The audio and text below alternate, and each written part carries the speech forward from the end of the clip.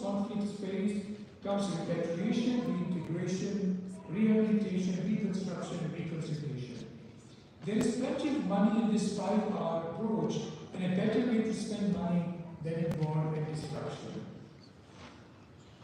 I strongly believe that diplomatic dialogue with all parties to the conflict is the only way to build peace and security and building bridges of understanding and trust in this fragmented world.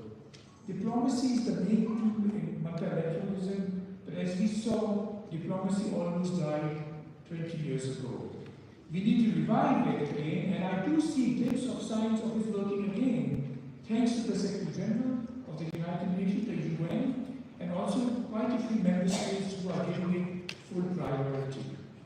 Excellencies, ladies and gentlemen, class of 2025, what is the art of diplomacy in today's conflict resolution? There is a need for a different kind of honest, even-handed diplomacy by envoys with the right profile, not party to the conflict with full plenipotentiary powers, recognizing the importance of dealing with all parties to the conflict, state and non-state agents, working quietly as a preventive measure or publicly instructed diplomacy, adjusting negotiations and consultations along the way, responding in ways that are truly culturally sensitive, avoiding derogatory, word descriptive, intellectual and cultural arrogance, and understanding the wide spectrum of political, historical, and regional perspective that shape our world. This would result in better political judgment and creativeness in building trust and confidence, and an environment conducive to diplomatic dialogue, a face-saving win-win formula, and trust and reconciliation.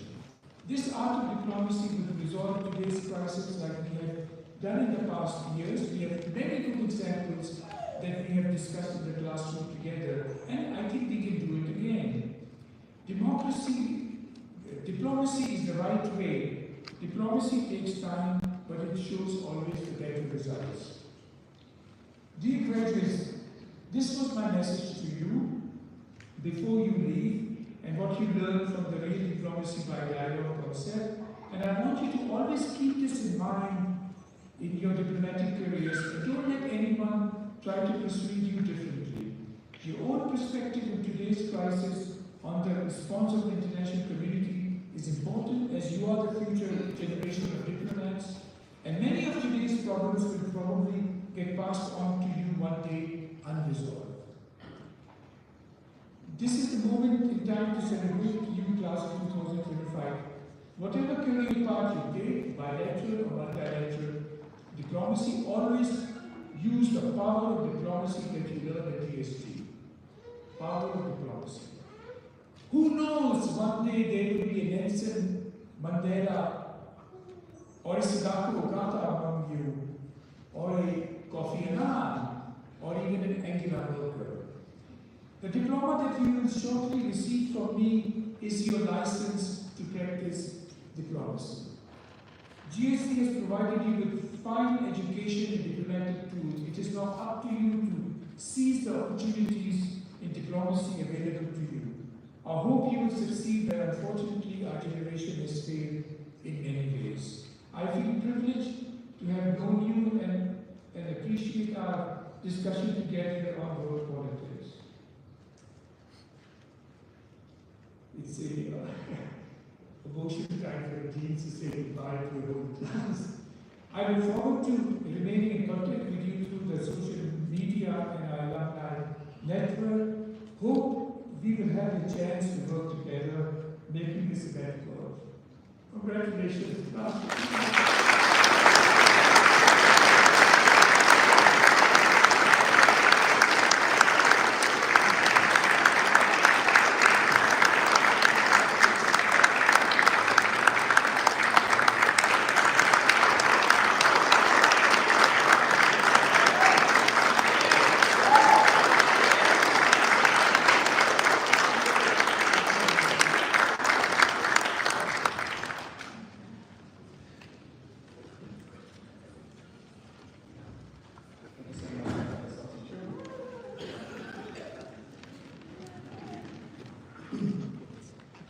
Now it's my great pleasure to welcome to the stage a distinguished guest, Mr. Laurent Jimaja, who is the mayor of Grand-Saconnex. Mr. Jimaja has been a steadfast supporter of education, community engagement, and international dialogue here in our local region. He plays a key role in fostering environmental learning and diplomacy.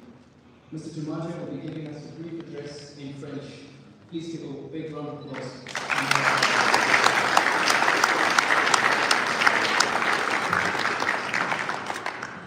Chers collègues, mesdames et messieurs, dans vos pratiques et fonctions, j'avais l'intention de délivrer un message un peu en anglais, mais comme on me propose de le faire en français, c'est beaucoup plus confortable pour moi.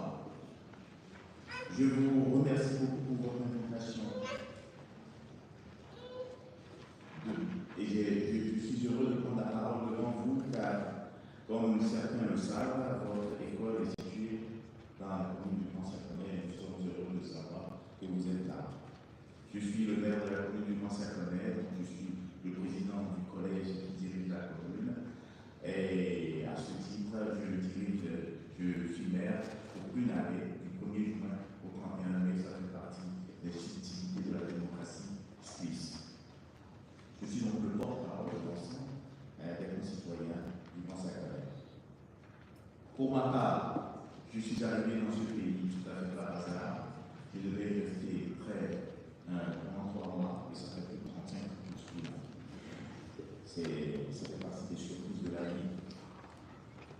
Personnellement, je suis à la confluence de 2 mondes, de 2 cultures et de 2 perceptions du monde qui parfois s'opposent, mais le plus souvent s'interpénètrent. Cela amène à des positions parfois schizophréniques que mes interlocuteurs n'arrivent pas à toujours comprendre, comme certains d'entre vous d'ailleurs. Mais c'est un peu ça le dialogue des cultures, comme on dit, un dialogue des cultures qui se passe en loi.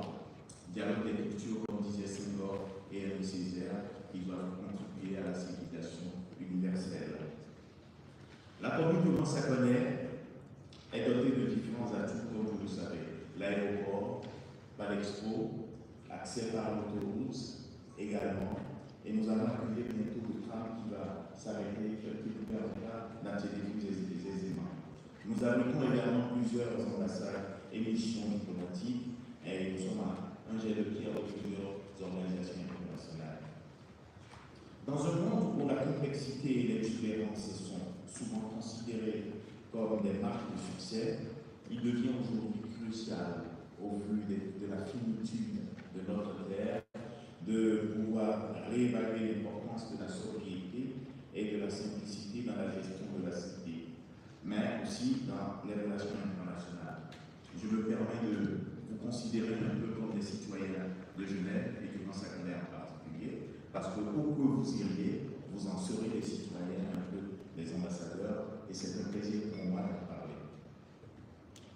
Nous avons donc, nous tous, nous avons la chance de vivre une période extraordinaire où de nombreux progrès sont à mettre à l'actif de l'utilisation. L'intelligence artificielle notamment.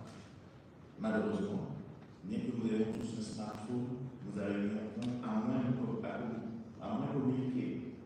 Quand vous voyez quelqu'un dans la rue qui cherche sa route et vous préférez regarder son smartphone, la diplomatie, finalement, devrait commencer par là, mais finalement, on n'arrive plus à se parler. J'espère que vous allez pouvoir changer les choses. La vie en société est régie par les règles et les principes.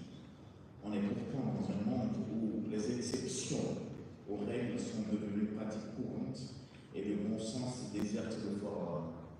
Vous êtes vraiment dans un monde où vous arrivez avec beaucoup de défis. Pourquoi? Parce que cette société régie par les règles est malmenée, les règles sont malmenées. Les petits, finalement, c'est un tout petit peu. Nous avons des règles, mais les règles sont plutôt décidées par des armes. Et comme l'a dit le doyen tout à l'heure, j'espère que cela va changer, en tout cas, et que votre métier pourra nous aider. Je viens d'un pays où les pays ont pris leur indépendance dans les années 60, où après la disparition également, nous avons connu la disparition du bloc de l'Est, les informations ont circulé à un rythme relativement lent à vitesse d'homme. Aujourd'hui, les informations circulent très vite, avec parfois des informations qui ne sont pas nécessairement justes, mais qui forgent la pensée de beaucoup de personnes. Il y a également le multilatéralisme qui est un tout petit peu malmené par cette pensée, c'est les antipodes. Je me permets d'en parler parce que la Genève internationale, dont nous sommes tous des défenseurs, est aussi en peine. On a beau y mettre les moyens, ceux qui manquent ne permettront pas de reconstituer les métiers qui sont en train d'être détruits à une grande vitesse. Vous avez beaucoup de défis à relever. J'espère que les relations internationales y trouveront leur compte.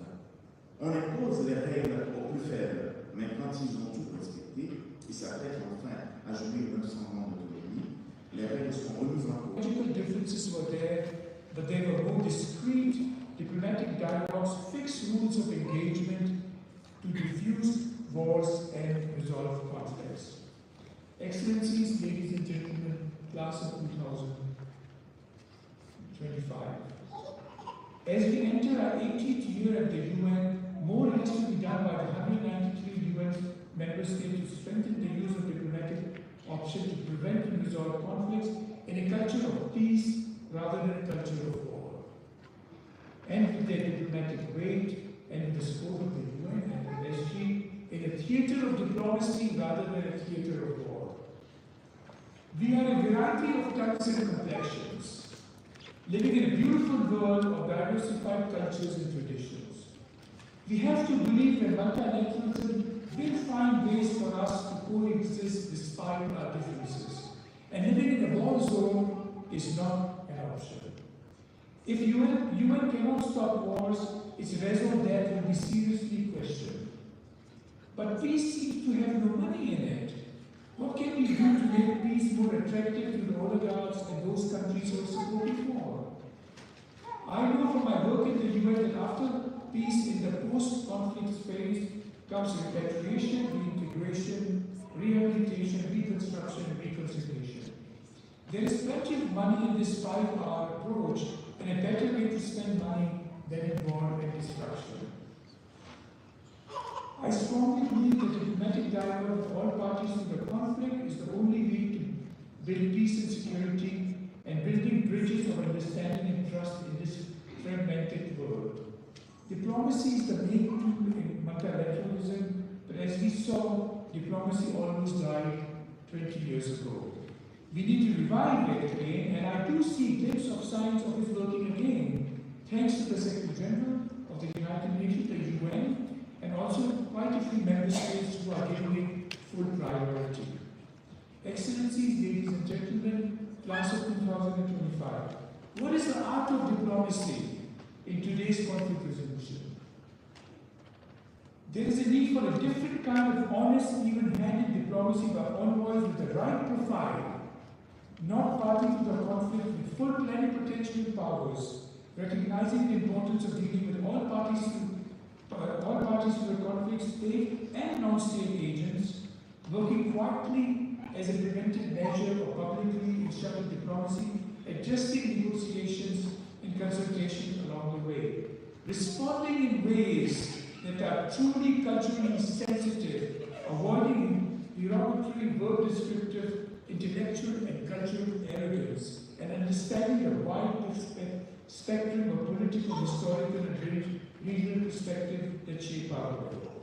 This would result in better political judgment and creativeness in building trust and confidence, and an environment conducive to diplomatic dialogue, a face-saving win-win formula, and trust and reconciliation. This art of diplomacy will resolve today's crisis like we have done in the past years. We have many good examples that we have discussed in the classroom together, and I think we can do it again. Diplomacy is the right way. Diplomacy takes time, but it shows always the better results. Dear graduates, this was my message to you before you leave, and what you learned from the Real Diplomacy by Dialogue concept. And I want you to always keep this in mind in your diplomatic careers, and don't let anyone try to persuade you differently. Your own perspective in today's crisis on the response of the international community is important, as you are the future generation of diplomats, and many of today's problems will probably get passed on to you one day unresolved. This is the moment in time to celebrate you, class of 2025. Whatever career path you take, bilateral or multilateral, diplomacy, always use the power of diplomacy that you learn at GSD. Power of diplomacy. Who knows, one day there will be a Nelson Mandela or a Siddhartha Ogata among you, or a Kofi Annan, or even an Angela Merkel. The diploma that you will shortly receive from me is your license to practice diplomacy. GSD has provided you with fine education and diplomatic tools. It is now up to you to seize the opportunities in diplomacy available to you. I hope you will succeed, but unfortunately our generation has failed in many ways. I feel privileged to have known you and appreciate our discussion together on world politics. It's a emotional time for the teens to say goodbye to the whole class. I look forward to remaining in contact with you through the social media and our alumni network. Hope we will have the chance to work together, making this event work. Congratulations, class.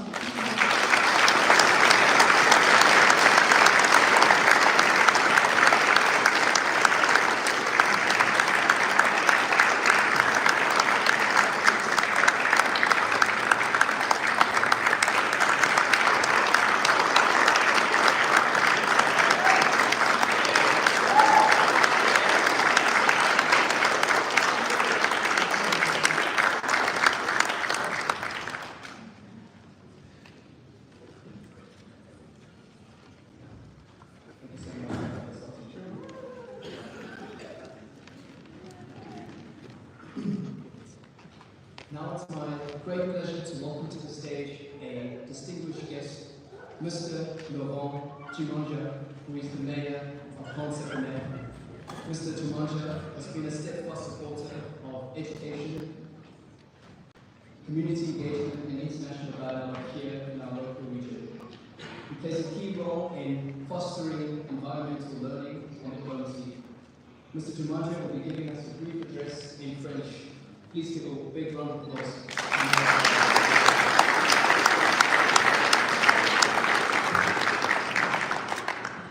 Chers collègues, mesdames et messieurs, dans vos pratiques et fonctions, j'avais l'intention de délivrer un message un peu en anglais, mais comme on me propose de le faire en français, c'est beaucoup plus confortable pour moi.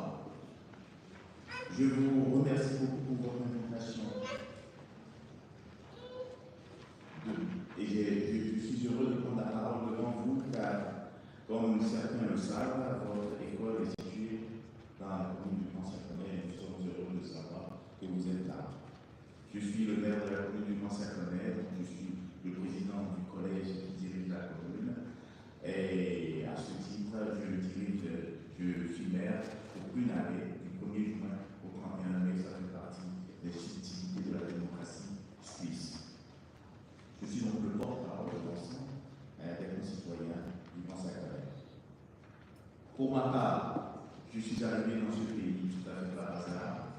Je devais y rester près pendant 3 mois et ça fait plus de 35 ans que je suis là. Ça fait partie des surprises de la vie. Personnellement, je suis à la confluence de 2 mondes, de 2 cultures et de 2 perceptions du monde qui parfois s'opposent, mais le plus souvent s'interpénètrent. Cela amène à des positions parfois schizophréniques que mes interlocuteurs n'arrivent pas à toujours comprendre, comme certains d'entre vous d'ailleurs, mais c'est un peu ça le dialogue des cultures, comme on dit, un dialogue des cultures qui se passe en loi, dialogue des cultures, comme disait Senghor et Henri Césaire, qui doivent contribuer à la civilisation universelle. La commune du Grand-Saconnex est dotée de différents atouts, comme vous le savez. L'aéroport, par l'expo, accès par l'autoroute également. Et nous allons accueillir bientôt le tram qui va s'arrêter, qui nous permettra d'attirer plus aisément. Nous abritons également plusieurs ambassades et missions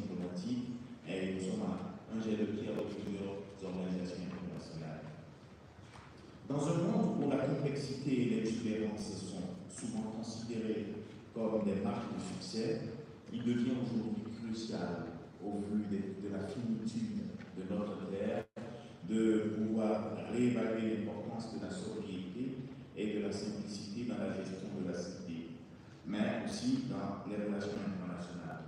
Je me permets de vous considérer un peu comme des citoyens de Genève et du Grand-Saconnex en particulier, parce que où que vous iriez, vous en serez des citoyens, un peu des ambassadeurs, et c'est un plaisir pour moi d'en parler.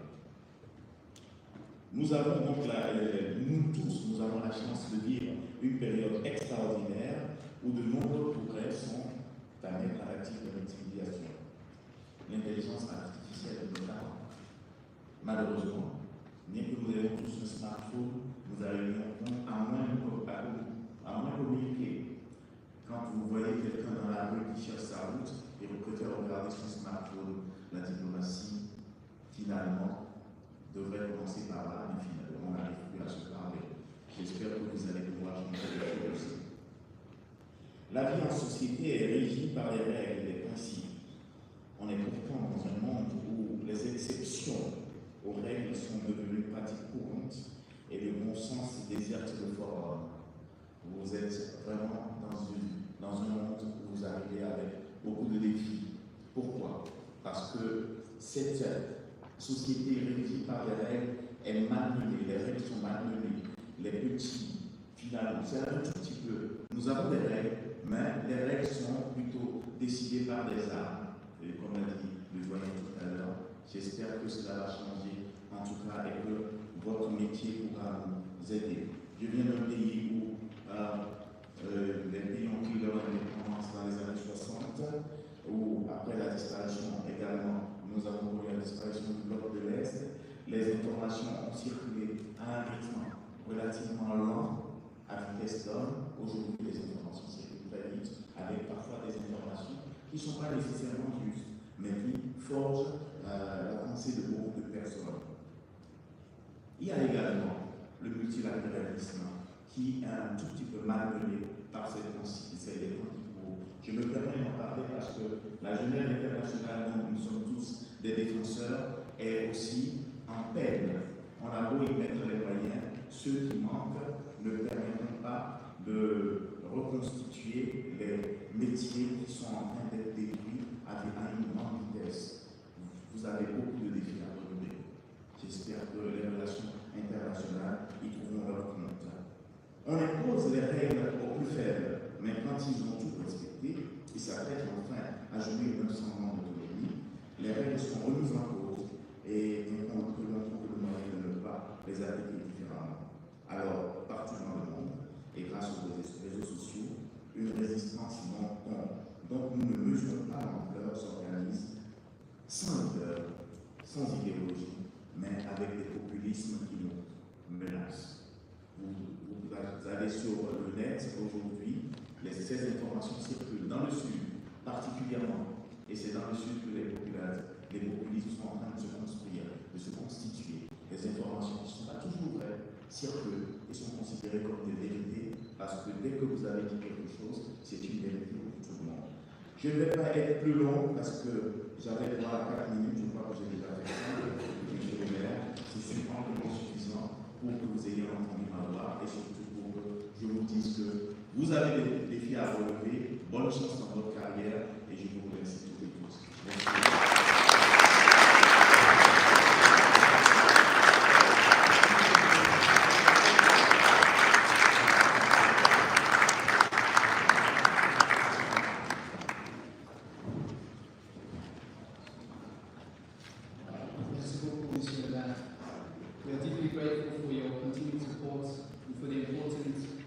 Role that you played for us here at GSD for uplifting the academic community. Your presence here this evening reflects the spirit of collaboration and shared values that really bind us together. On behalf of GSD, thank you for honoring us with your time here tonight. Thank you very much. Now I'd like to introduce a special guest tonight, Mr. Steve Killelea. Steve Killelea is an entrepreneur, global philanthropist, film producer, author, with a strong passion for peace, sustainable development, with a long, successful career in high technology and international business development. Over the past 2 decades, Steve has applied his business skills to his many global philanthropic activities, establishing the internationally renowned global think tank, the Institute for Economics and Peace, IEP, and the private family charity, the Charitable Foundation, which now has over 3.5 million direct beneficiaries. In 2007, Steve founded IEP, a highly innovative, non-profit, non-partisan research institute known for innovative analysis on the relationship between business, peace, and economic development. IEP's research is extensively used by multilaterals, including the United Nations and the World Bank.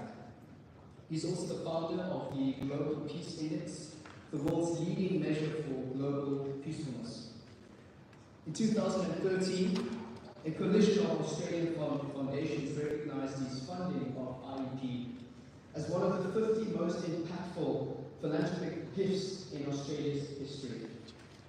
In the same year, Action on Armed Violence recognized Steve as one of the 100 most influential people in the world on reducing armed violence.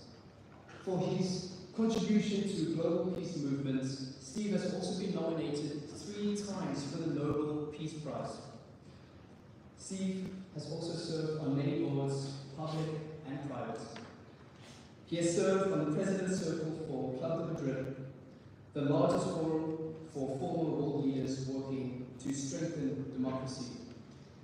He was an honorary president for the Religion for Peace, the largest organization working on interreligious challenges. Ladies and gentlemen, let's please give a huge round of applause to Mr. Steve Killelea.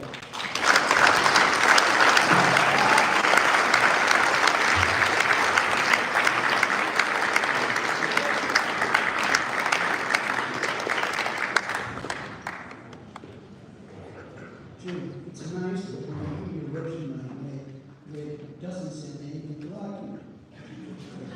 Anyway, so that's just a beautiful speech you gave. With the movement in the heart at the end, I think, shows testimony to just his dedication to what he's doing. In fact, tonight I was meant to be in Mason with someone before the last of the priest was selection. And I had that tonight.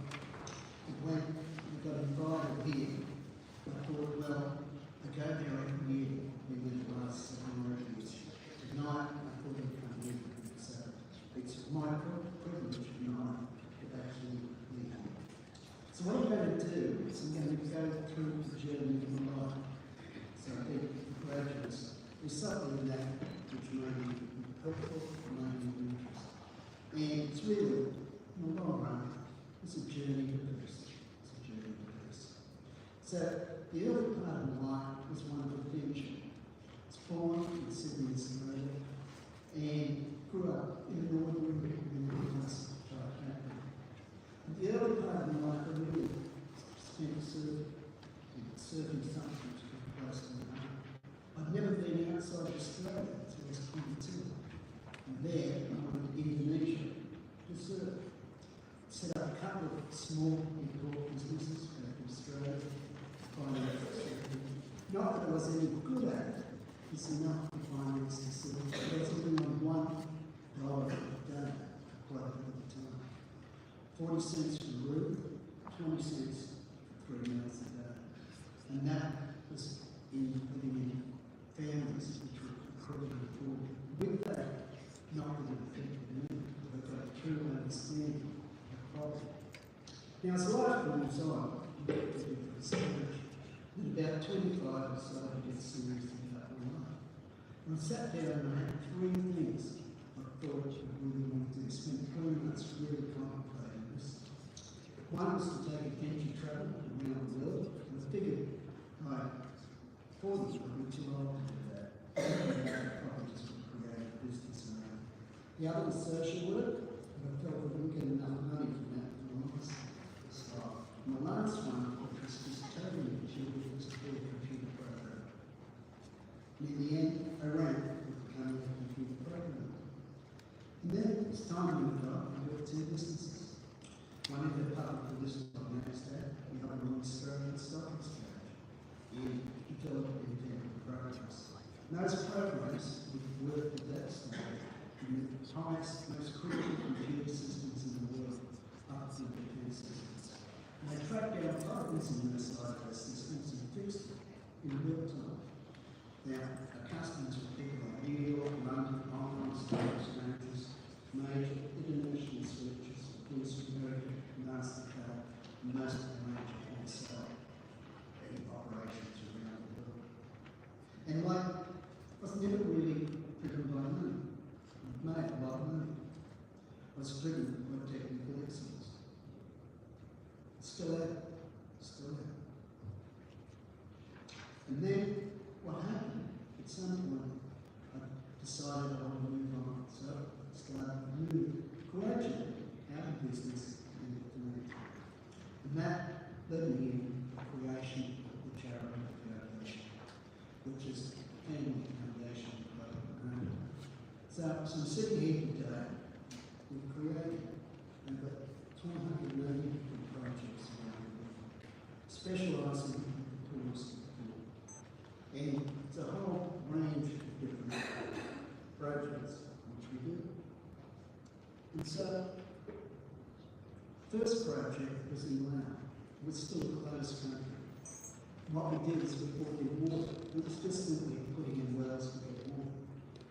We reduced the birth rate of children under 5 from 18% to 12%.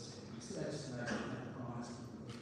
The country was still a closed country. It was almost impossible to get in, but I could get in with the aid resource working in. 2 years later, I went back, and they hadn't had an outbreak of cholera in that district. But the two districts either side had it. And so I was hooked on the benefits of developing away. And so nearly 400 projects now with a lot of experience. In fact, I've probably done more the last 25 years than any other private aid organisation in Australia. Work beneficiaries are now well performing. And so we've done a lot of work in a lot of different areas, and water is the area that we're focusing on at the moment. And so if you look on the screen there, that's shot in Rwanda. That's the photo of the woman who had been blind for 20 years, had a cataract operation, and just had the bandages. And that, with the impact of that. At the other end, it's a photo of the border. This was shot up on the border of Tanzania and Burundi, a place called Ospina, probably one of the poorest places in the world. And he's got a hernia around his stomach, because the muscles are too weak. Getting an operation to fix the hernia, the muscles are broken before that. And so there were all these boys wandering around. I kept on wandering why. And because it wasn't happening with the girls. It was only 20 years, 15 years later, was that the malnutrition is twice as high in boys at the ages of about 7, about 20, than what it is for women. It's quite simple. That's because women do the cooking to get first access to food. And like, this stage too is now starting to spend time with the poorest people in the world live in conflict zones. I didn't realise that at the time. And so as we move on, I was looking at the projects with Christian Diaz up in northeastern England and Congo. I'm walking through there, it's one of the more violent places in the world. And I started to think, what are the most peaceful nations in the world? Is there anything I could learn, which I bring back, in the projects I was doing? It was a fantasy question. Just a fantasy question. We got back to Australia, searched the internet, and couldn't find a list of the most peaceful countries in the world. So I thought that was a good idea. So at that stage then, I had a guy working for me who used to run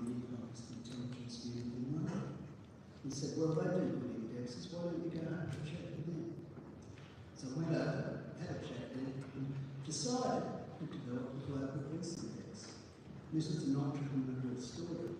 It's all I thought I'd do is develop an index and rank it, and then put it in the university somewhere.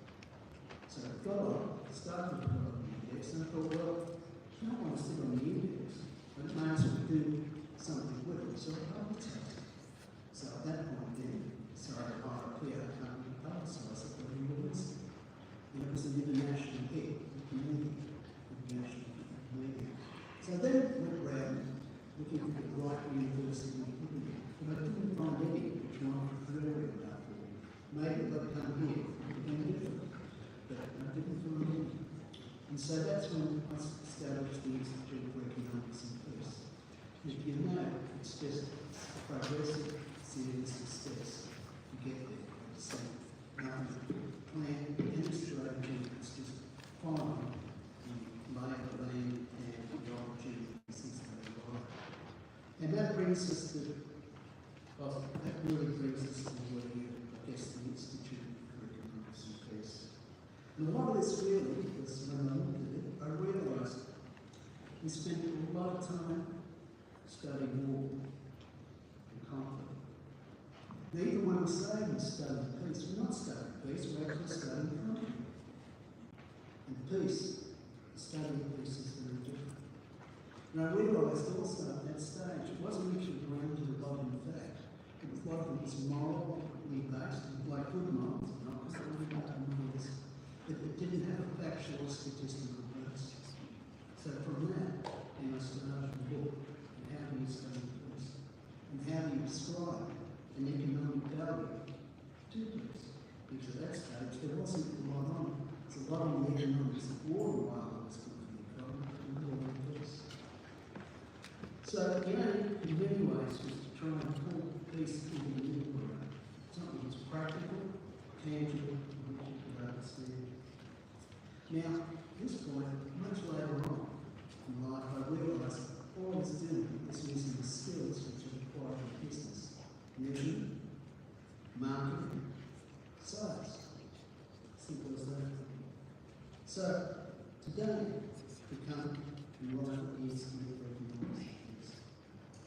So, the Institute for Economics and Peace was set up to understand the intersection between business, peace, and economics, place a special emphasis on methods to measure peace, and then describe an economic value of changes in peace. And we look at it, we've divided up into three different areas. The main areas are research, communications, and then what we call outreaches, which is the offices we've got in different parts of the world. So we're headquartered in Sydney, Australia. We've got offices in Brussels, Athar, Mexico City, Nairobi, and we're in the process of New York, and we're in the process now of setting up in the Philippines. So this has been quite a journey. So if we're looking at the media reach we've got last year, it's about 44 billion media impressions. That's about 12,500 articles. Get about 2 million visits to our website each year, and extensive social media presence as well. Major products, the Global Peace Index, Global Terrorism Index. In their areas, they're considered the leading products in the world. We also do work on describing economic value of peace, which I'll come to. We also have the ecological report. We do a lot of consulting. We consult all major multilaterals in the world, many other countries, many other organisations as well. We do a lot of research, which we specialise in for products that we see. We do a lot of training in workshops in many different parts of the world. So that probably brings me at the moment to really state of global peace, and not just spend a few minutes on that. So we started the Global Peace Index at a point where we actually thought the world might become peaceful. It was in the right Iraq war. We thought the world would wake up just through the chaos of the Iraq war, that wars weren't really profitable, and they became a massive amount. But what we can see, the peace is declining now every year since 2016. And The drop in the index is mainly just due to conflict. Peace and security, internal security stayed the same. The militarisation over that period is actually improved. There are 59 countries in conflict at the moment, more than years ago since the Second World War. And if you move to the top of the index, you find Europe there, the bottom of the index, the Middle East and all that. Countries at the top are very, very sticky. They don't actually change much. Ones at the bottom tend to not change much. The middle moves around a lot. And out of this we worked out what creates peace. And that we call positive peace. It's a transformational concept. It's the attitude, institutions and structures which create and sustain peaceful societies.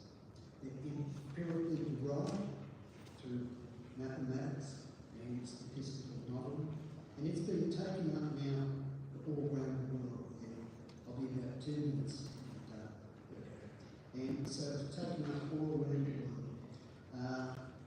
We've trained over 250,000 people on it. We've got about 7,000 ambassadors, over 150 countries. And last year, we were more than 150 countries which actually ratifications. And we've got organisations like Philippines government, looks like Northern Ireland's next, World Vision, Global International, adopted and taking it up. So it's something which is going to grow very, very well. So I'll finish up now, but just a few points. One of the things I guess I found in my own life, like your life has a direction to it. You don't actually have to think about it too much. It will take you wherever you go. You just got to trust it. Just got to trust it. And I've seen that again and again and again by very successful people. But just a philosophical point. It's a concept of dependent arising. We think we're individuals in control of our life and everything we do was built around it. But we're not. We're only dependent on what arises around us. See, I haven't created to come here, someone involved. This here has come about, it's the whole globe. The language I use is not my own, I got that from my mother. And so we live in a world where we rise within this dependent horizon. And everything is nominal, like nominal destination. To me, that's a hand, a fly, it's a table, it's a plate to look at. And similarly, everything only is relative way we perceive it. We all perceive things differently. We all perceive things differently. And nothing is actually real. This means it's not real. Because it's just the sum, the aggregation of a lot of different things. So it's made up of things. Things are made up of sinews. The sinews are made up of cells. The cells are made up of subatomic particles. So nothing is actually real. If you look at quantum mechanics, physics is actually real. The final thing I'd say, is you approach your life. You look at the world in life, it's like a beautiful place. You can take to it with a silver thread and a golden needle, or you can take to it with piercings. The choice of freedom is yours. Thank you.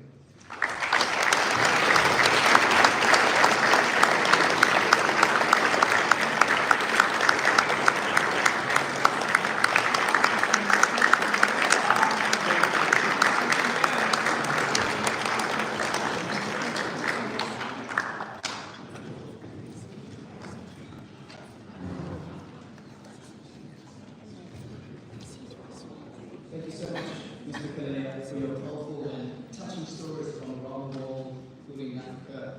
Your journey and your unwavering commitment for peace, development, and global cooperation resonates deeply with the values that we hold here at GSD. Thank you very much from all of us.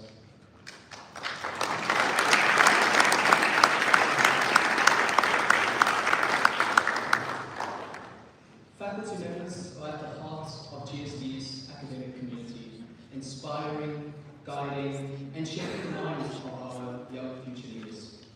The professors at GSD provide their mentorship, which not only enriches the the graduates, but the professors also instill the values of integrity, critical thinking, and global responsibility. I would like to call upon our beloved faculty member, Dr. Maria Teresa Dutli, to the level.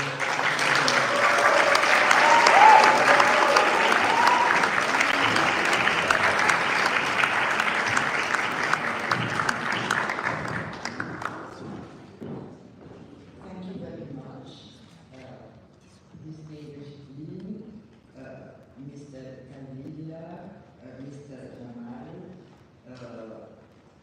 all families and friends, and all the class of 2025 graduate students. It's an high speech on behalf of all the faculty members, and I hope I will represent you as well.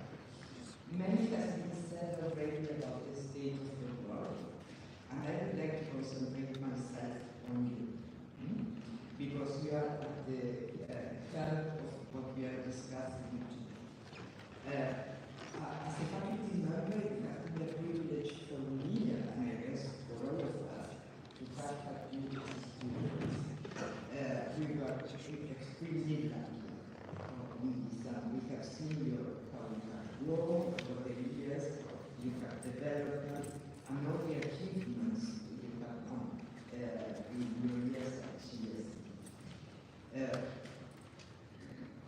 I know many of you, I don't know all of you, many have been my students, others I know because we have crossed on the corridors or during the coffee breaks or other events, but it has always been a great pleasure to discuss with all of you. Today we celebrate the end of your academic courses, which is a new chapter and the beginning of a new adventure for you, either because you are going to start working or because you are pursuing your studies. And if we have to reflect on your journey, I'm looking back, I remember when we started the classes, how you were.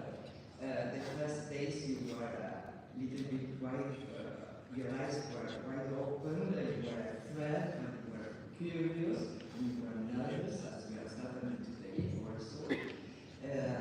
It's always a challenge, but you were also filled with potential, and you were always wanting to do the best. I always remember that you kept asking me, Professor, how do you get an A? You always wanted A's. And you always wanted to do the best. It's not always the best we can do, but you try your best to get to go that famous way. And this showed also your ambition from the very beginning. You took all your studies very, very seriously, and you put all your heart in doing it.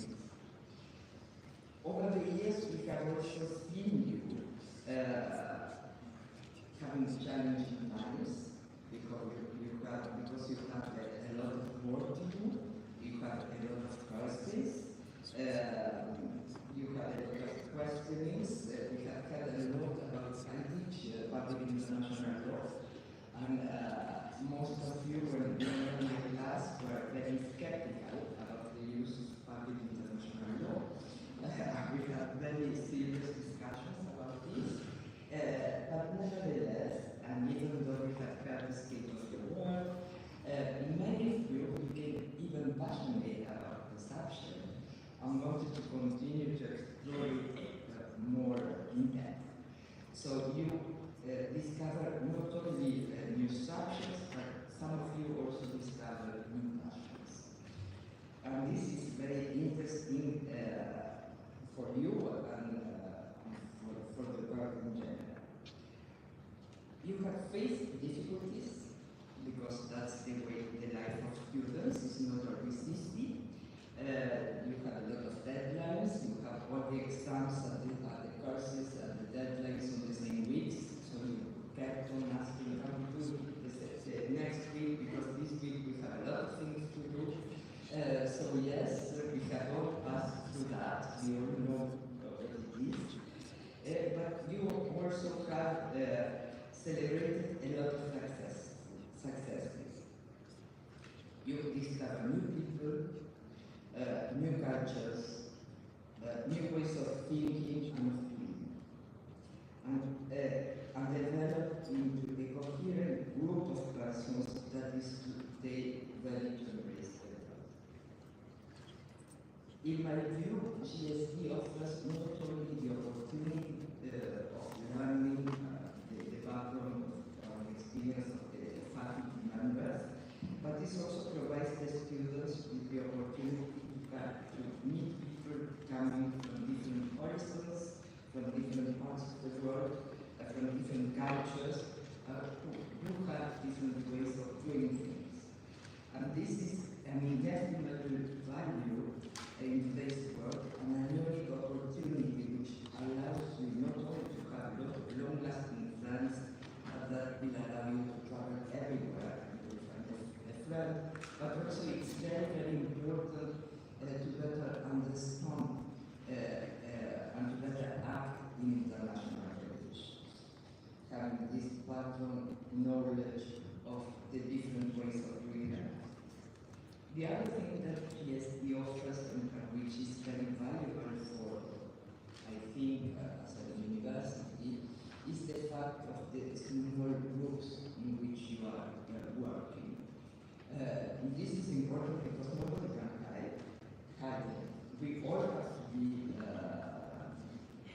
present and attentive and working and asking, and this is challenging for you, but it's also challenging for us as professors, because we do not come here just to speak, we come to discuss from you, and I always tend to think that teaching is in two ways of activity.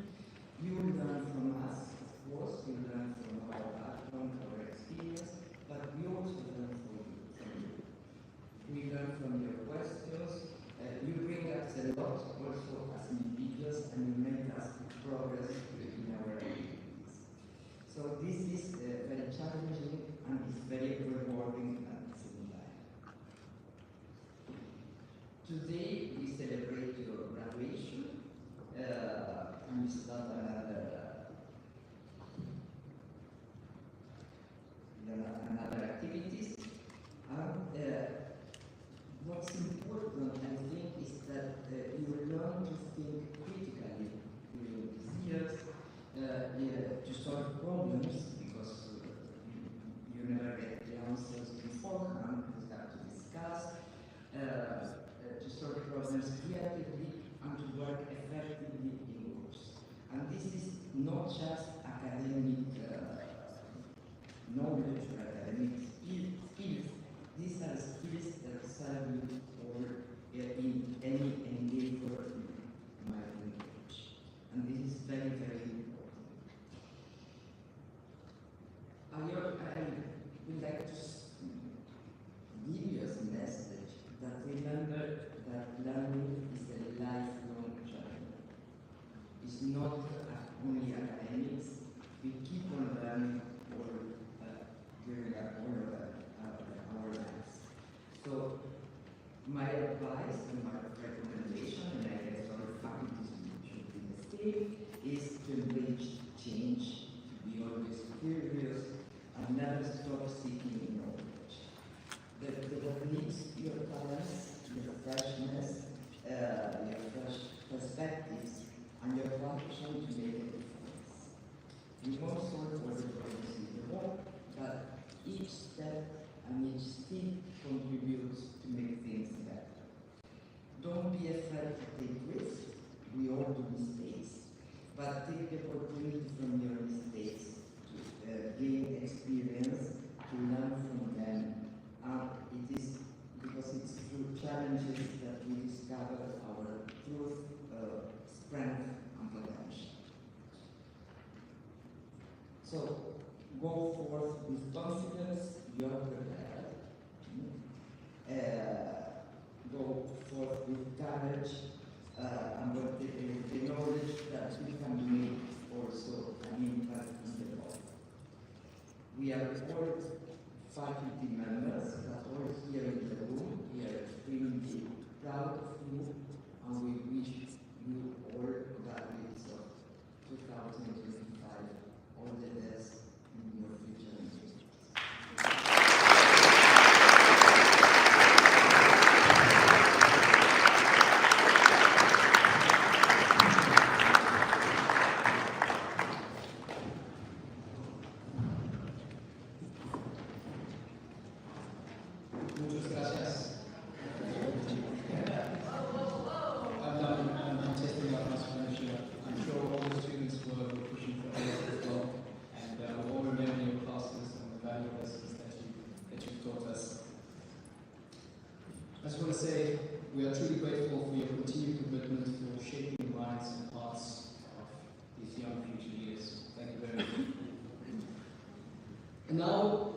is my privilege to invite the student representatives to the stage.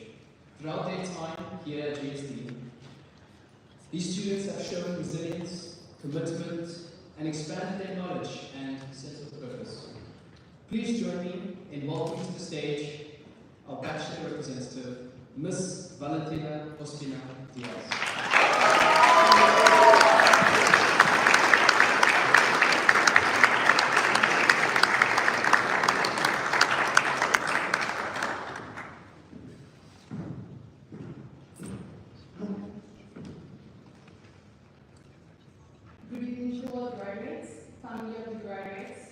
Our amazing faculty and special guests, and dear dean and representatives.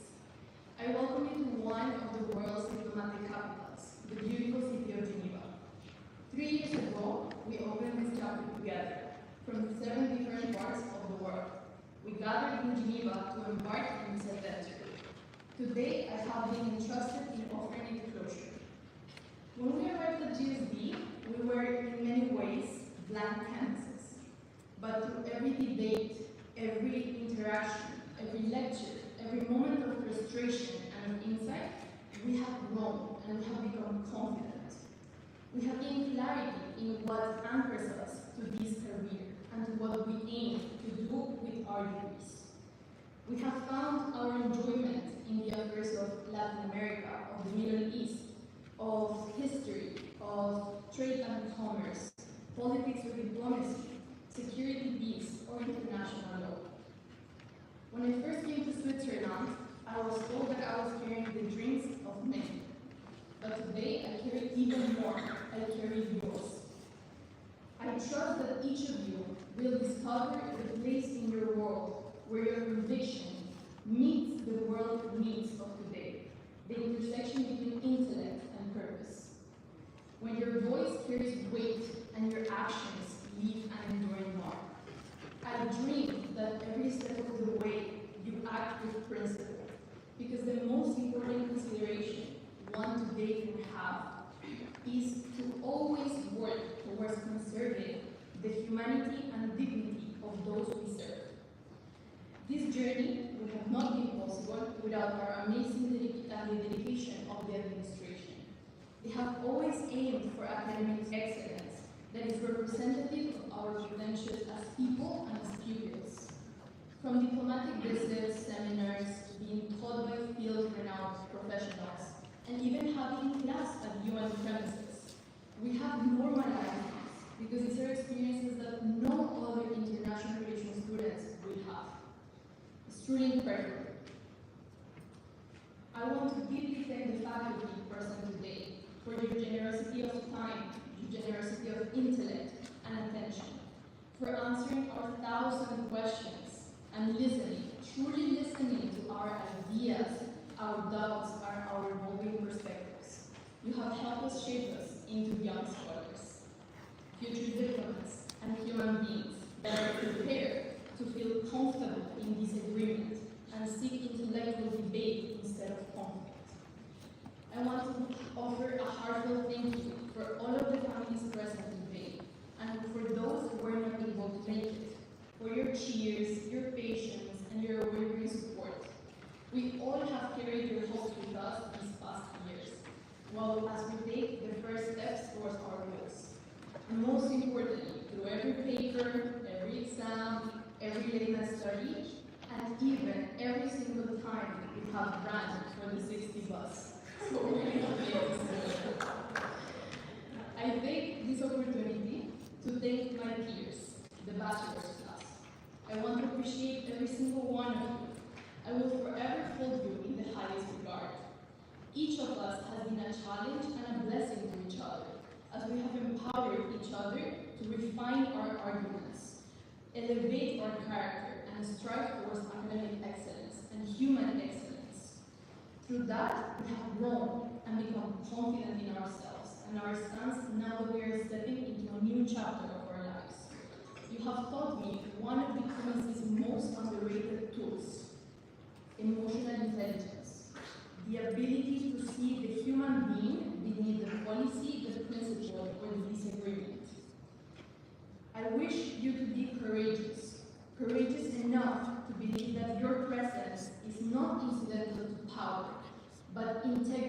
to the conversations where it is shaped and the future is negotiated. You have now completed the first step of this journey, and when you get a seat at the table, use it wisely. And when you get there, please do not download Twitter and do not tweet through it. We all have seen how that ends. We live in a world where today's leadership is fragmented and governance is shallow. Politicians merely entertain us, but the continuous erosion of the trust between the citizens and our leaders has severe consequences. It distorts the fabric of political engagement. It breaks through common understanding and empathy in a society.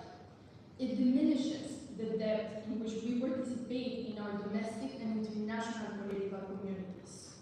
In this reality, we must resist the temptation of becoming performers. We should not aim to entertain the constituencies, but we should aim to be trustworthy. We ought to be leaders who inspire others to dream, to ask, to take risks, solely because we ourselves do.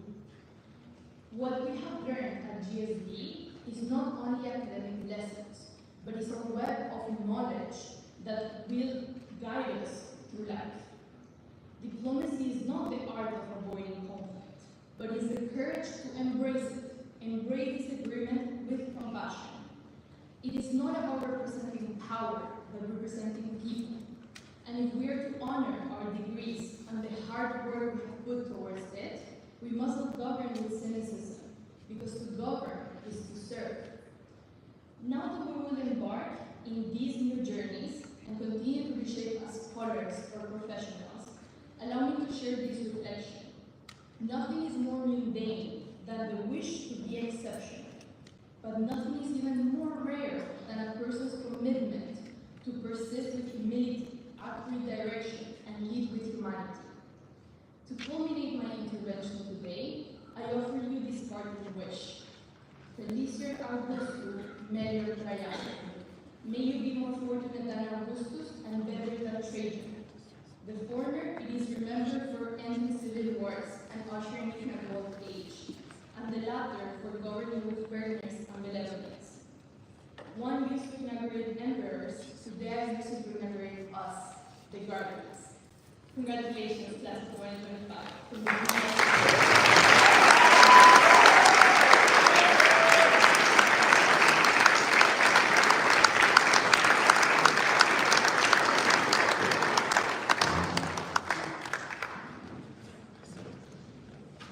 Valentina, can we give another round of applause?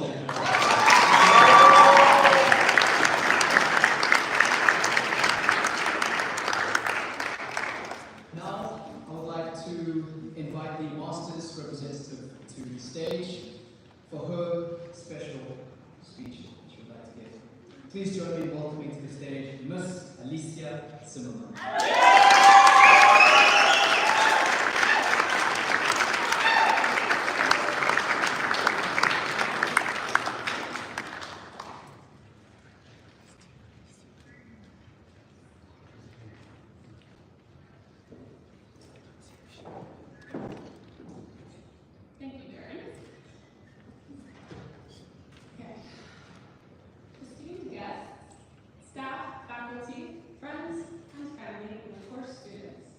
Welcome, and thank you all for joining us on this momentous day. My name is Alicia Zimmermann, and I have the honor of being the Master's Ambassador for the Student Council. I'm the type of person who loves to be well prepared, know what is expected of me, and to minimize surprises. So, when asked the most common question for recent or upcoming graduates, what do you plan on doing after? My answer has been consistently, I don't know. When I came to GSD, it was for two reasons.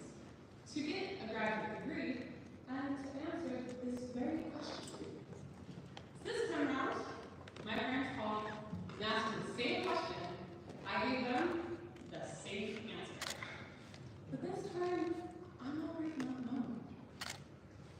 I feel many of us have sought our degrees to gain clarity or answer these big life questions with the hope, once we cross the stage, our postgraduate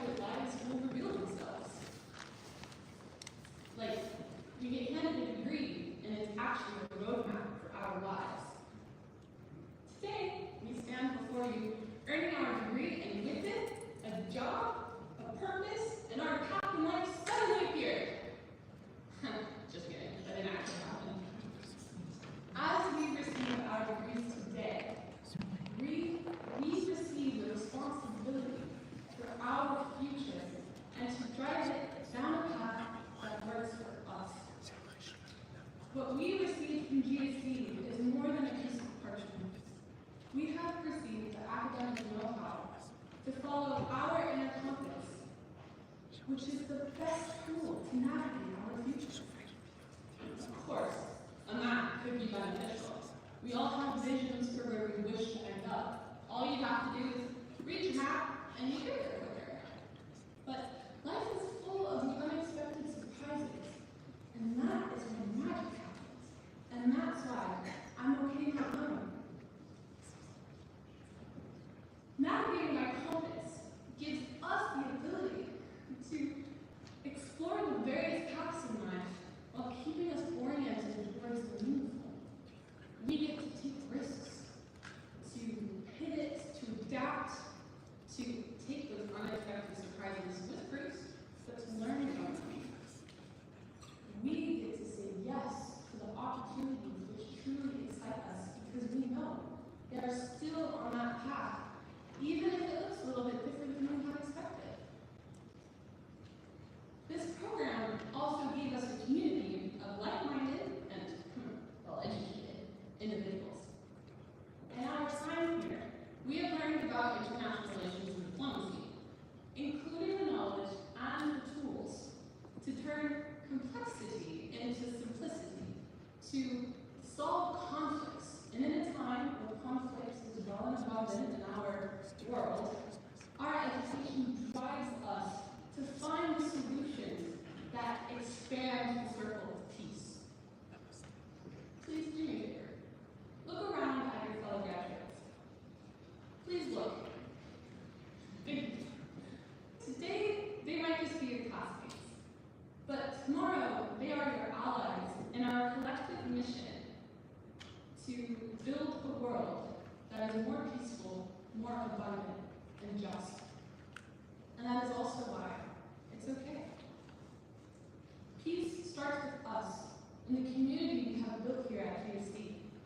We have learned to check in with our community and to keep an eye on our compass, making sure it's still pointing to our true north.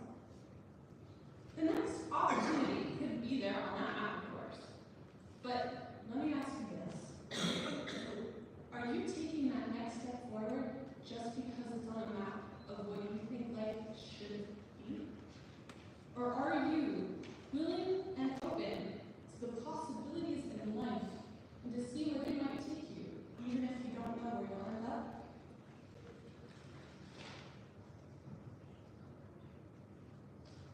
Just a moment. Here. As someone likes to be prepared, apparently, I used to map out my life. In 2022, I graduated with my bachelor's, and my plan was to take a gap year, travel to North America, and eventually get an MBA in Germany. But I abandoned that map and decided to leave my compass instead. That compass led me from Latin America to France and to GSD, destinations my map never had on it. I realized that map is limited by what I was able to imagine in my own future. I found, and still find, those unexpected surprises while navigating by compass allow me to decide which direction feels right for me. My compass pointed me here, and my map didn't even have it on it. And I'm so grateful to be here with all of you today as we celebrate the end of our academic work and for being a wonderful part of my GSD journey. As Tolkien once wrote, not all those who wander are lost, especially if you wander with a well-tuned compass. Being lost is different from being unsure. Allowing yourself to wander with your compass simply means we're exploring various possibilities in life. To the class of 2025,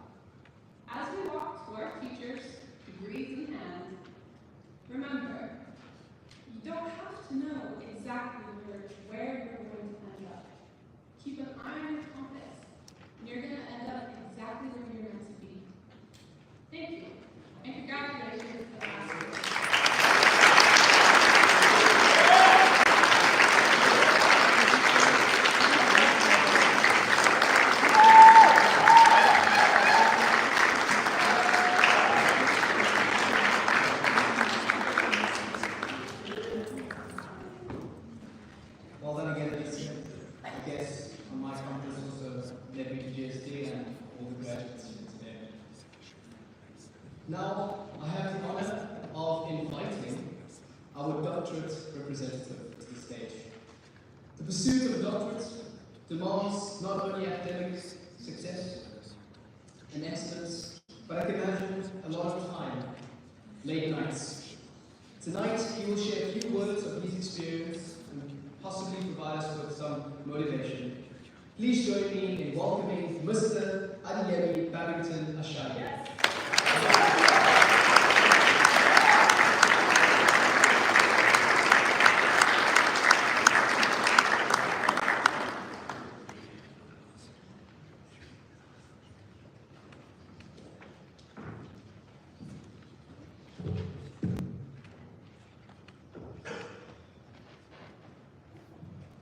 Honorable guests, distinguished ladies and gentlemen, dean, faculty, students, family and friends, welcome. Dearly beloved, we are gathered here today, united by our connection to the Geneva School of Diplomacy and International Relations.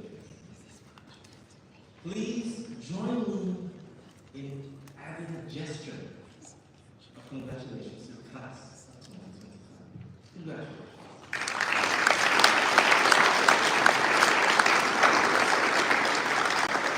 Whatever happens, let us agree that we will celebrate in the days to come. Hopefully, loud and unending. Completing a marathon is never easy. And the class of 2025 have just completed, each of them, the marathon in their own way. The marathon is an ultimate test of self. But like many things in life, it's something that you cannot do alone. Even athletes in individual sports rely on support teams. And so it is with the marathons that we celebrate today.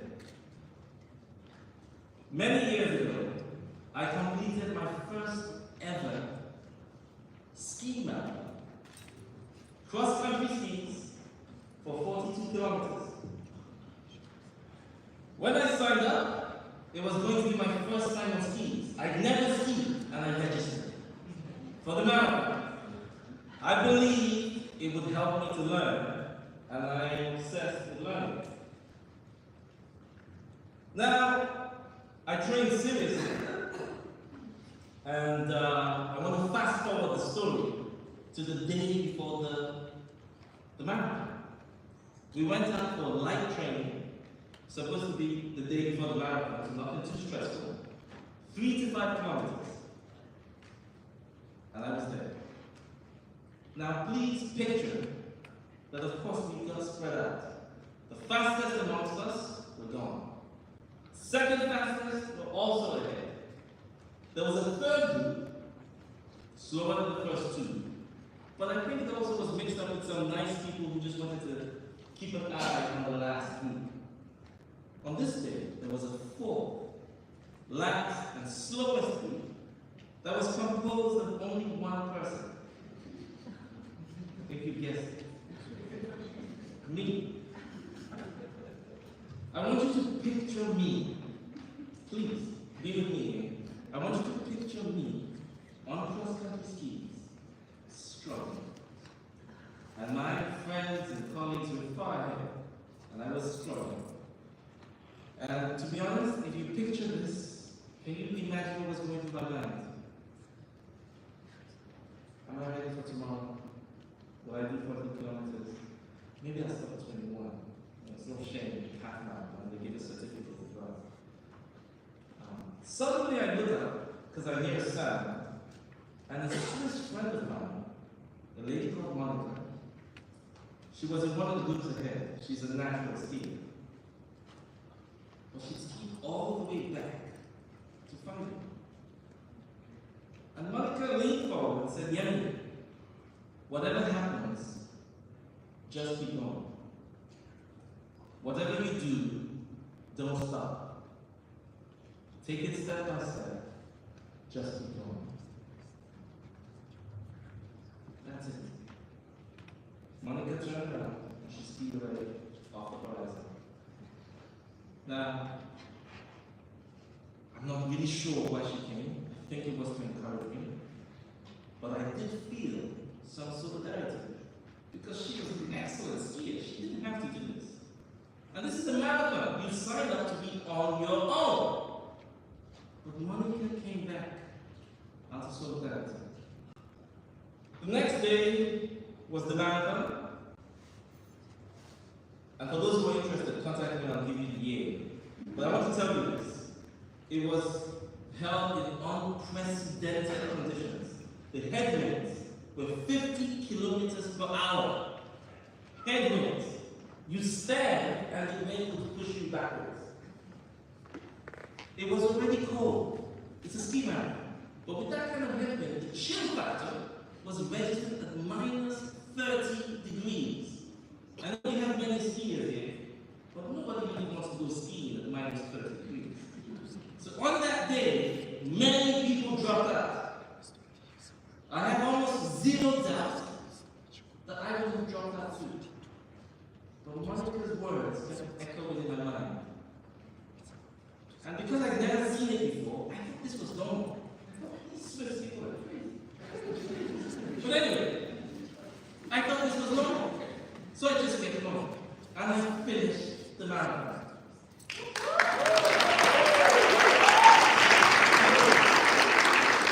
took me 6 hours and 11 minutes when I finished the marathon. And I'm pleased to let you know that I've gone on to complete many more ski marathons and much better today.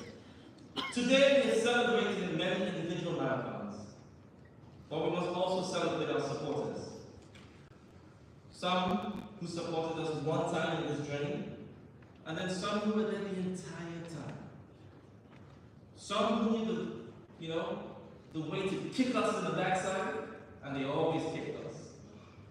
And some who knew how to give us a hug, and maybe they always hug us.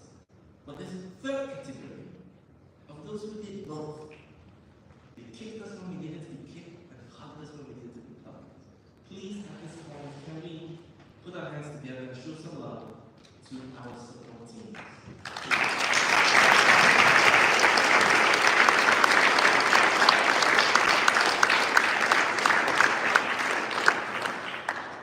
Today we live at an important time for all who care about international relations. As we all know, after the Second World War, conventions were signed, institutions were built, to ensure that the horrors of the violent conflicts of our shared past would never be in our tomorrows. Several of these conventions are currently being ignored, degraded, discarded, and outright violated. And this time serves as a powerful reminder that there is another marathon still going on. And that is the marathon to make this world a better place.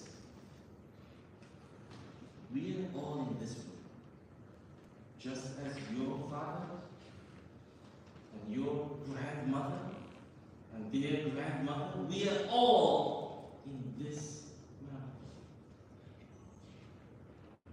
In 1945, the Charter of the United Nations, it actually kicks off with we, the people of the United Nations, determined to save succeeding generations from the scourge of war, which twice in our lifetime has brought untold sorrow to mankind. I'll stop there.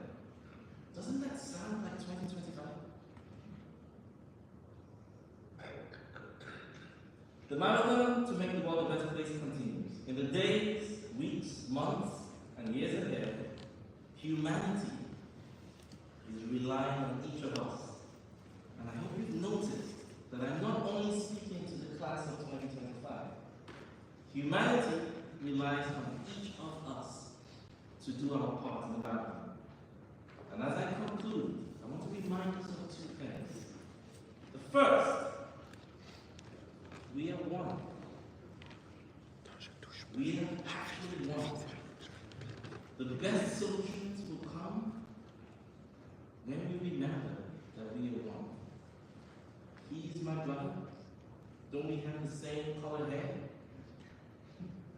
She is my sister. Don't you love the complexity we share?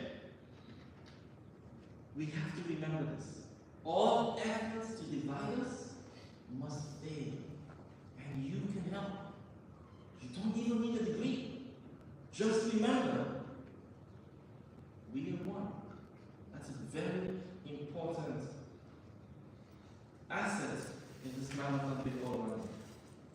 The second and final reminder is that even against the strongest headwinds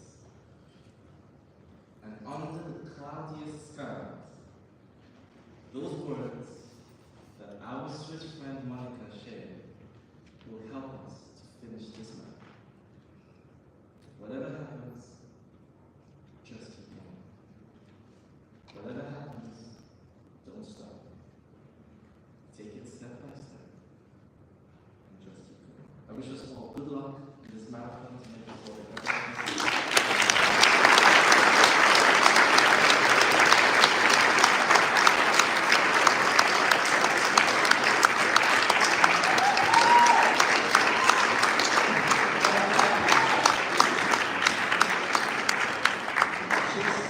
Keep moving forward. Keep moving forward, one step at a time. I'll definitely keep that in mind. I have the utmost pleasure to welcome to the stage our student body president for her address tonight. Please, let's welcome student body president, Miss Vandana Shah.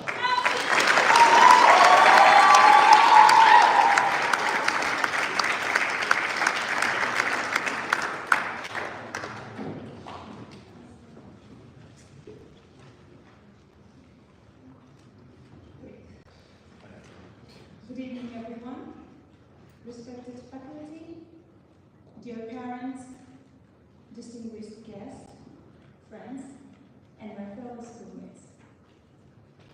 It feels surreal to stand here today, not because I didn't believe this moment would come, but because when it's finally here, right now, it carries more meaning than I ever imagined. We started this journey with ambitions in our eyes and hope in our hearts. And now, as we close this chapter, we look back not just as the grades we earned or the deadlines we met, but at the people we became along the way. As your study body president, this was never just a title for me.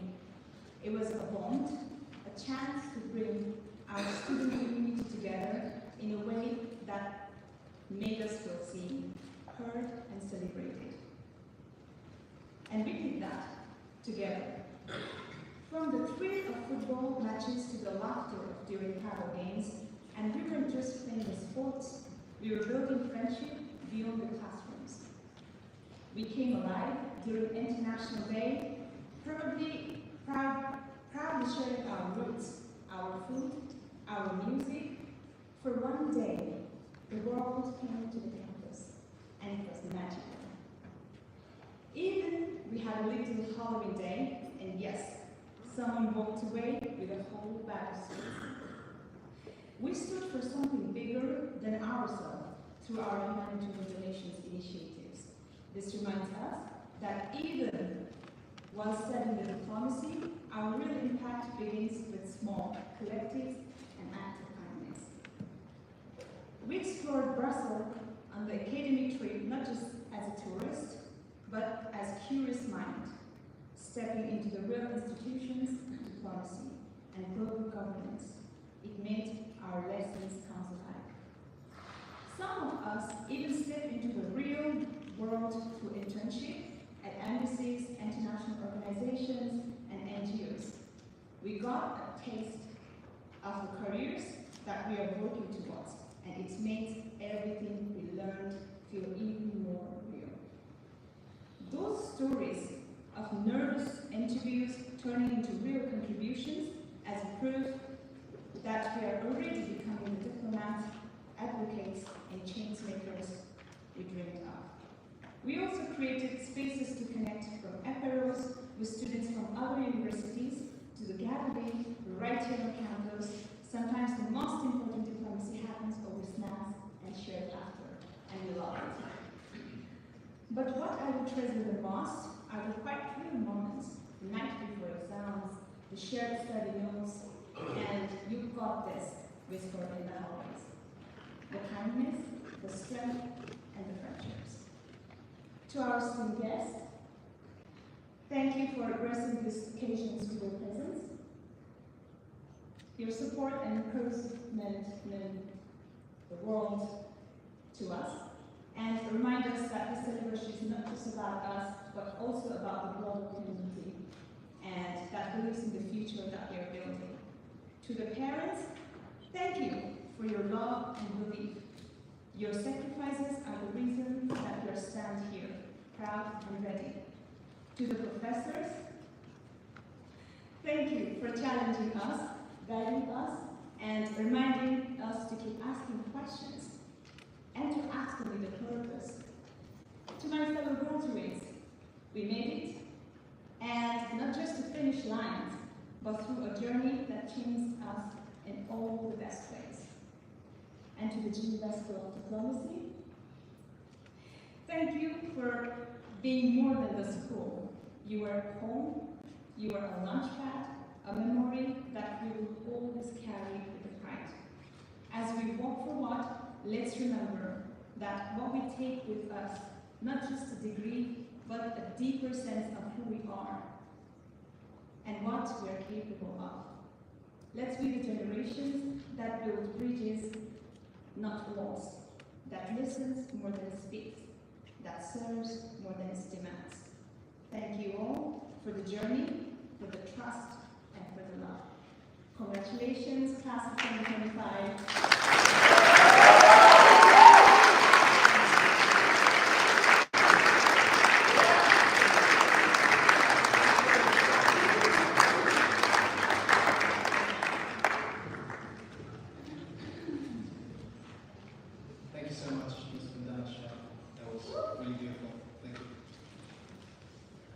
As we shift to the most important moment of the night, the moment we've all been waiting for, it's time to hand out those shiny, long-awaited diplomas. To our graduates, when your name is called, please come up with confidence, receive your diploma with pride, and whatever you do, just don't run off. It's not lottery that you take and run. I can see you kind of to what you want to do. But let's take it easy, pause, find that perfect angle. We've got our videographers and photographers here tonight. Let's capture that perfect picture, because this is your night. I would now like to call upon Dr. Athar Sultan-Khan for the awarding of the diplomas.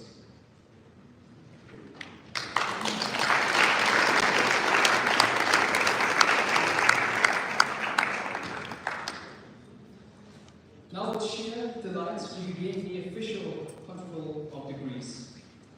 I'll be calling each graduate to the stage, starting with the bachelor students, followed by the masters, and finally our doctorate graduates. A reminder that when I call your name, please come forward and shake Dr.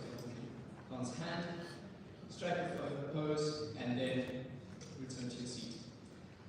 Now, let's begin with the bachelor graduates. For the Bachelor of Arts in International Relations, Leilani Hines.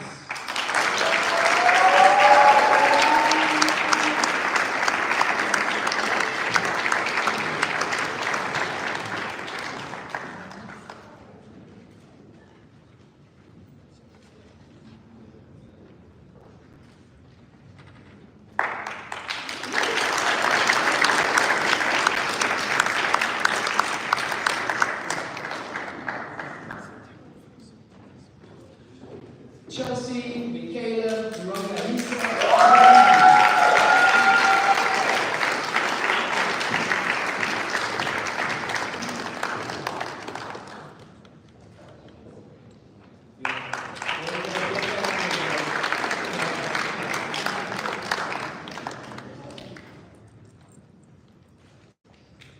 Beautiful. Valentina, Ospina, Diaz.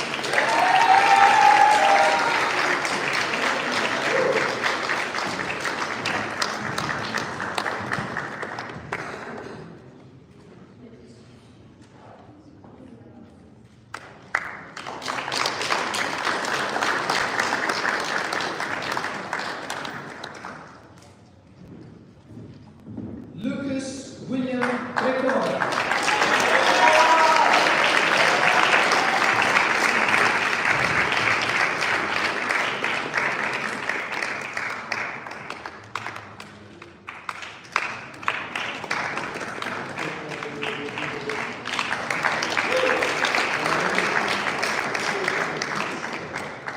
Laurent Sayed.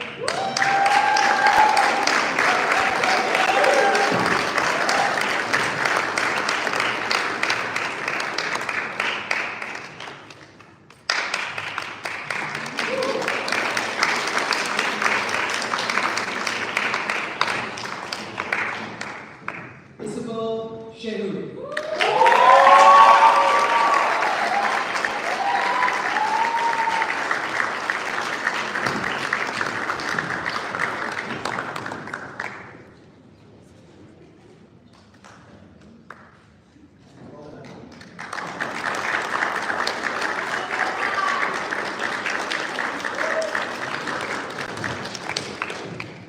And finally, for the last Bachelor of Arts of International Relations, Thomas Bormeister.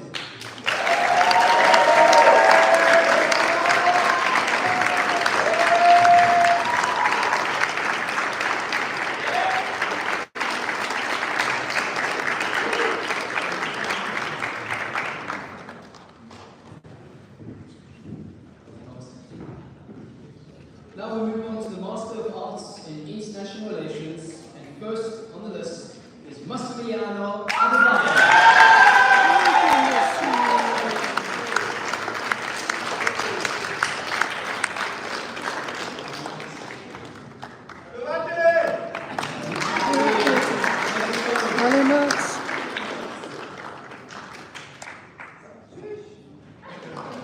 Followed by Aya Alkali.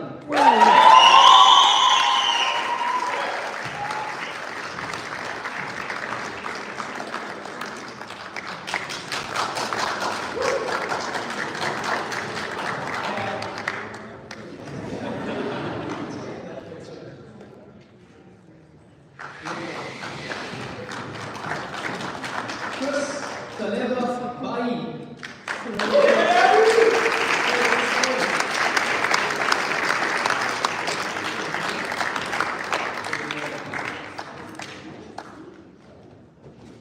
Almost done.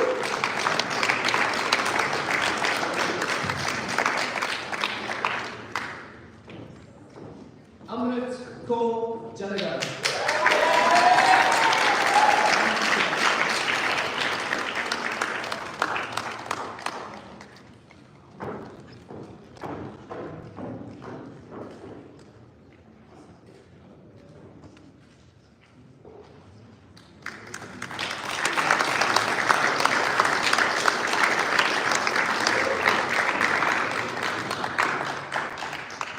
My mistake. Can we please call up Francesca Gallo?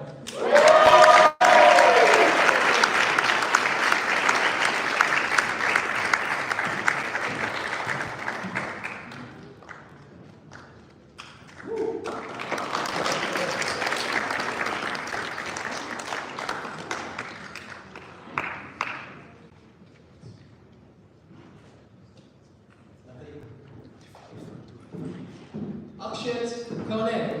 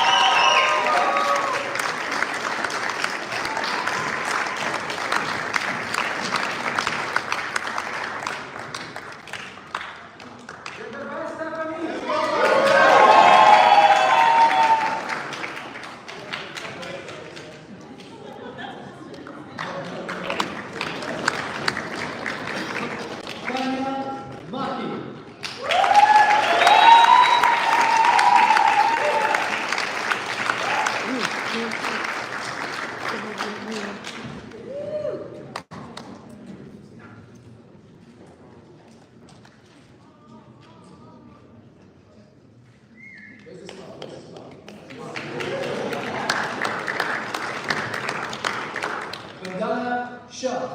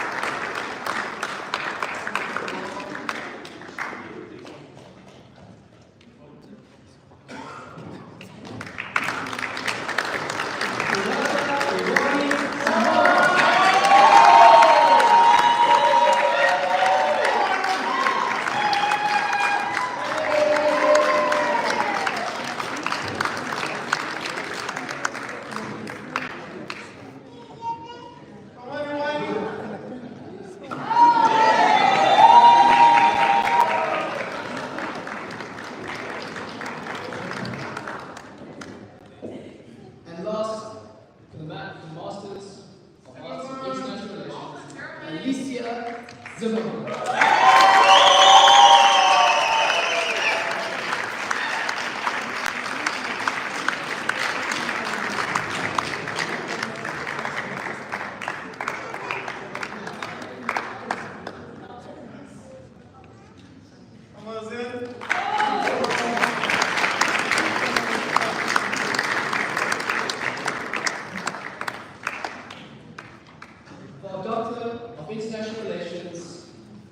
Please just give a big round of applause to Adeyemi, Babington, Ashaye.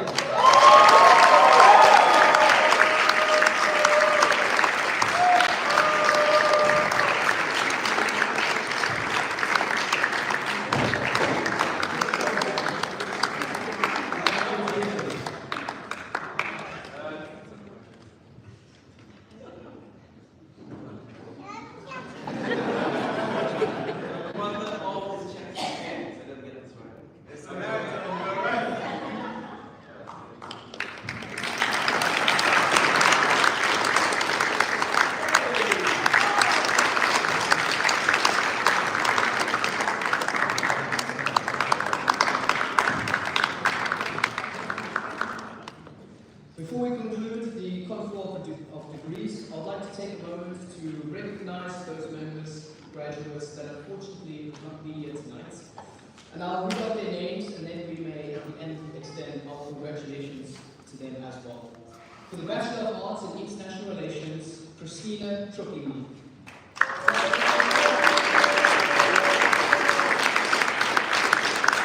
For the Bachelor of Arts in International Relations, Milagros Begonia Cervida.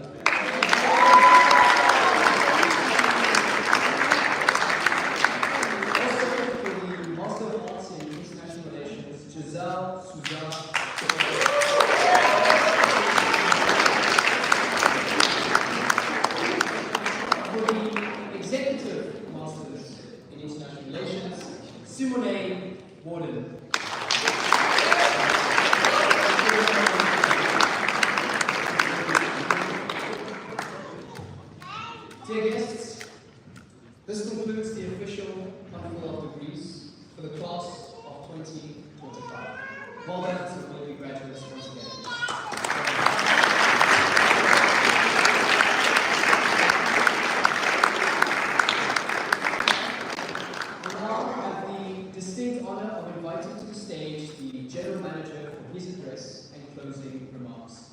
join me in welcoming Dr. Rakesh Krishnan.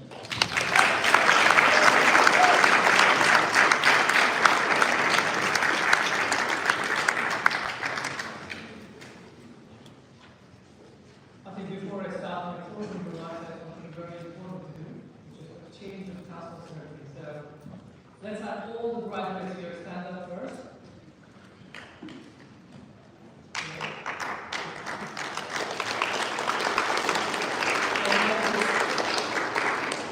I would like to have all of you to have your tassels on the right. So what are we going to do now? We are going to move our tassels slowly. When I say, and what does that mean?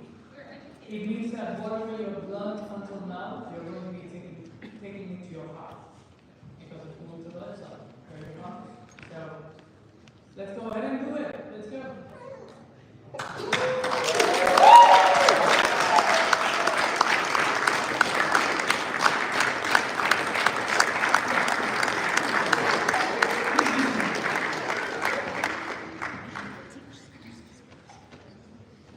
Now, as I'm standing here, I have a 3-page speech that I would like to deliver, but I could see my colleagues saying, shut up, finish. So I'm going to be very quick on this now. Let's just celebrate. What a moment, though, and what an occasion. It's a very, very spectacular day for you graduates, because it's your special day today. To our special guest speaker, Mr. Killelea, Mayor of Grand-Saconnex, distinguished guests, ambassadors, friends from permanent missions and embassies, friends and partners from the United Nations, our dear Advisory Council members, our dear Governing Council members, faculty, partners, friends, and of course the class of 2025. Thank you for being here. Tonight, as the Director and General Manager of Geneva School of Diplomacy, I have the immense honor of closing this ceremony. As I said, I promise to keep it brief. When Dr. Joseph and I became directors, we didn't just inherit an institution, we inherited a legacy. One built on diplomacy, vision, humility, and service. And this evening, looking around this room, I see that legacy alive and thriving. Let me first extend heartfelt thanks to our speakers tonight. Thank you for your generous words and wisdom. To Mr. Killelea, for our guest speaker, your vision of peaceful metrics, positive peace, and human progress has definitely lit the fire of this group. And to be honest, now many of us are actually wondering if there is a global peace index for post-graduation anxiety. To the Dean, Dr. Athar Sultan-Khan, for opening our evening with such clarity and grace. To the Mayor of Grand-Saconnex, Mr. Laurent, Jimaja, thank you for reminding us that Geneva, and particularly Grand-Saconnex, isn't just a host city, it's a beacon. To Dr. Dutli, our faculty representatives, and to each of elected student speakers, Valentina, Alicia, Adeyemi, and Valentina, thank you very much. You remind us why we do this work. To the students, as many of you just rightly mentioned, you came to GSD from different corners of the world. You arrived with wide eyes and bold dreams, and now you're graduating with even bolder dreams.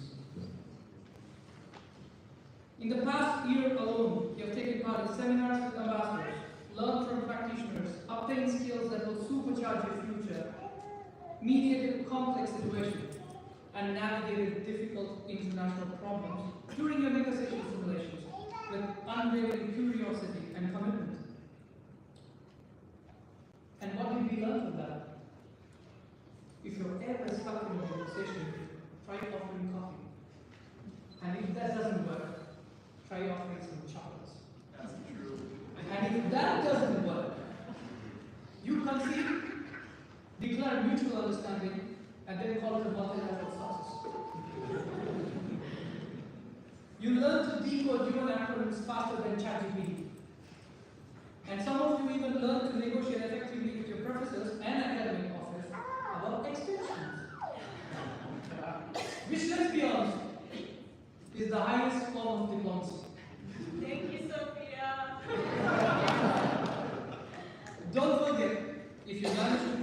deadline, you're basically halfway through solving a audit. Some of you visited Poland and some of you Brussels. And that's my daughter, so sorry. You've been part of our Careers Day, engaged in the Emerging Issues lecture series, sometimes interacting and sometimes even questioning decision makers. And some of you even participated in real conversation sessions at the UN. All of you have been part of different important institutions as part of our internships. Not only learning about them, but also actually working for them. This, dear friends, is not education. This is what we call transformation. I hope you realize that your time here has not only taught you what diplomacy and leadership is, but also who you are. To our faculty and team, thank you for shaping the generation. Your dedication is what makes GSD unique. We are boutique, but mighty. We are independent, but deeply connected. And thanks to your work, GSD remains a place where learning is both intellectual and personal.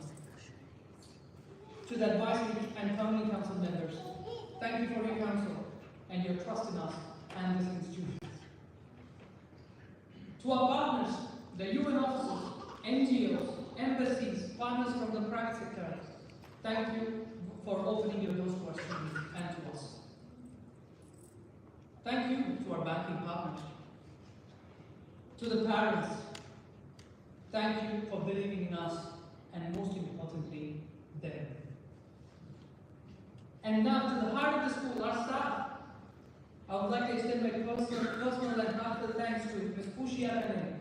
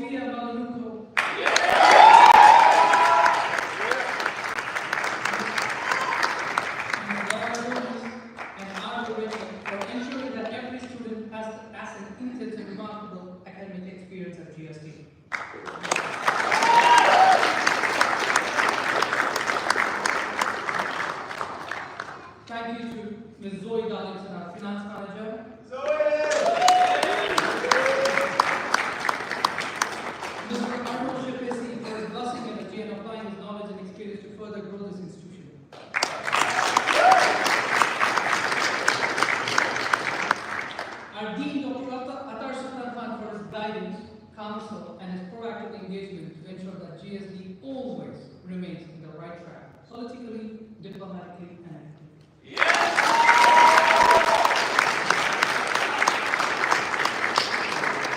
Dr. Hassan Joseph, my co-director, or our co-director, who's also an alumni of GSD.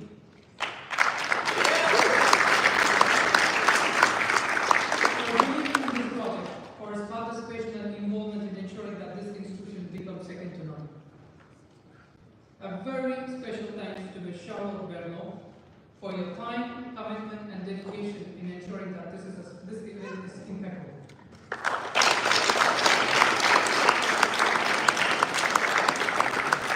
Now the problem is that we are going to keep expecting more and more. Thank you, Laurent. You just found yourself a new profession.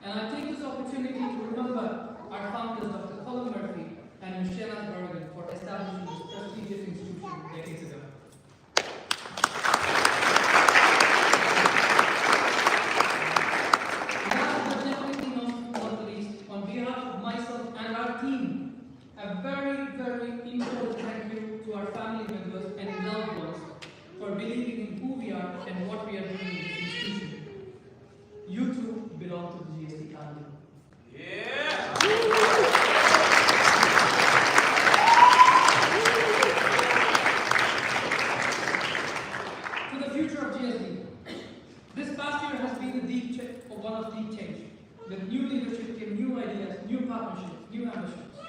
And I stand here tonight with one firm belief: the future of GSD is bright. We will continue to strengthen our academic offerings, new programs, international partnerships, career opportunities, and the fieldwork opportunities. We will remain rooted in Geneva, but extend our global reach globally. We will grow, not in size for size sake, but in impact, vision, and voice. A final word to graduates. The world you're stepping is complicated. You will be asked to build bridges where there are walls, to listen where others are shouting, to solve problems that span continents. Trust me, you are ready. You are equipped, and most importantly, you are needed. You have made it through sleepless nights, endless research, group projects that tested your patience, and yes, even the off number 60 schedule. You have done it. But this isn't the end, this is just a launching pad. Go be the ambassadors of peace, be advocates of justice, be trailblazing entrepreneurs that you want to be. Be a bridge builder between cultures, people, and ideas. Lead with empathy, speak with clarity, and negotiate always with art, and of course, a backdrop. GSD will always be a learning place. We just learned today that values are not stable. Plans don't always go according to what you wanted. Let your GSD experience be a compass. Let your humility lead you. Let your integrity ground you, and your curiosity drive you. And when the world gets hard and equal, come back, come discuss. Write, teach, mentor. GSD is your school, it's your home from now. We believe in you, we are proud of you, and the world is lucky to have you. To the class of 2025, congratulations, you made it. Now go shake the world, but before you go, there's really nice food outside waiting for you. Enjoy.